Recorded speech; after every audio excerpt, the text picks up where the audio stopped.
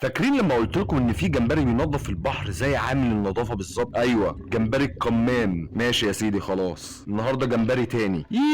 هو كل فيديو جمبري؟ زهقنا. استنى بس، النوع اللي انا هكلمك عنه ده مش منظف، ده مقاتل. رحبوا معايا بالمانتس شريمب. الكائن ده عنده اقوى لكمه في البحر. المانتس حجمه صغير قد عقله الصباع كده، بس استنى ثانيه، لو مسكته فعلا جنب صباعك ده، لو فضل فيك صباع اصلا، هتكتشف انه ما بين 5 الى 15 سنتيمتر باغلب الانواع، وفي نوع منهم اللي اسمه بيكوك مانتس شريمب يوصل ل 15 سنتيمتر، يعني تقريبا قد ريموت التكييف. ورغم حجمه الصغير ده، الضربه اللي بيعملها سرعتها توصل ل 80 كيلو متر في الساعه، يعني اسرع من رصاصه مسدس صغير. الضربه دي بتغلي الميه لحظيا من شده السرعه. بس بدل ما اقول لك، تعالى اوريك. شايف الكابوريا دي؟ كانت فاكره نفسها تقيله في البحر، خدت سلسله ضربات من المانتس ودراعاتها ابتدت تتكسر نصين، ده غير ان هي غابت عن الوعي. بس الغريب ان الكسر مش دايما بيجي من الضربه نفسها، احيانا من موجه الضغط اللي بتتولد بعدها. يعني المانتس بيضرب ضربه تطلع منها فقاعه انفجار تحت الميه،